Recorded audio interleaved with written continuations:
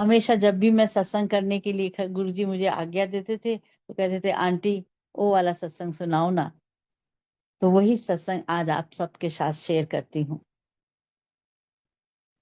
Thursday का दिन था और गुरुजी के पास जाने का दिन था। बेचैनी ऐसी थी कि आप समझ सकते हैं। मैं शाम को 6:30 बजे घर से निकल जाती थी। उससे पहले खाना भी बनाना होता था। मैंने दाल चढ़ा दी और फ्रिज खोला तो देखा उसमें बैंगन पड़े थे।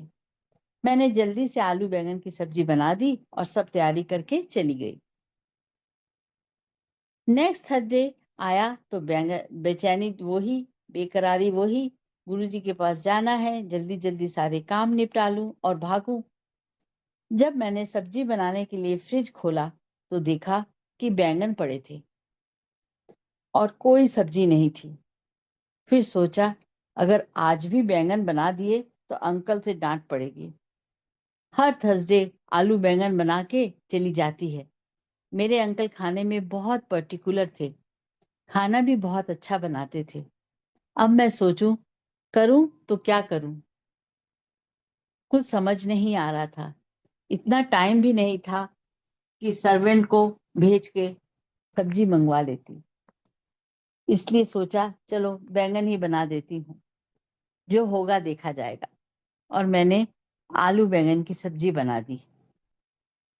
संगत जी आप विश्वास कीजिए, वो आलू बैंगन की सब्जी देखकर ऐसा लग रहा था कि जैसे पता नहीं क्या बनाया है, काला काला काली काली लग रही थी।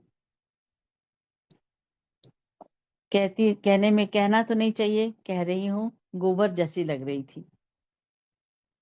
कुछ कर नहीं सकती थी, इसलिए सब्जी बनाने के बाद मैंने ढक्कन लगाया और कहा जय गुरुजी आप संभाल लीजिएगा।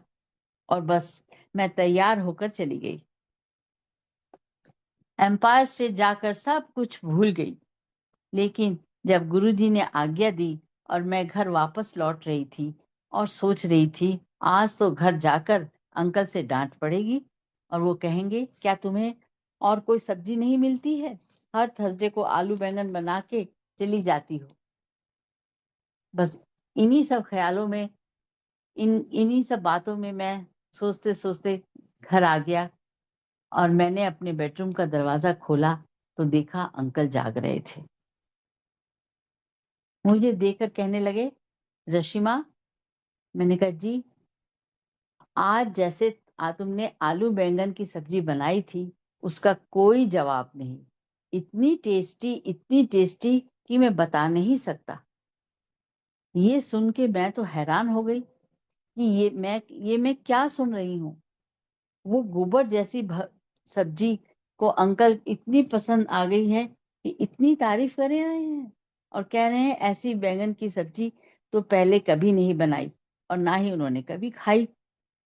मैंने मन ही मन गुरुजी का थैंक्स किया और कहा गुरुजी आपकी लीला है, आपकी ही कृपा है जो उस सब्जी को भी आपने अपने प्यार से भर दिया और अंकल भी तारीफ किए बिना नहीं रह सके।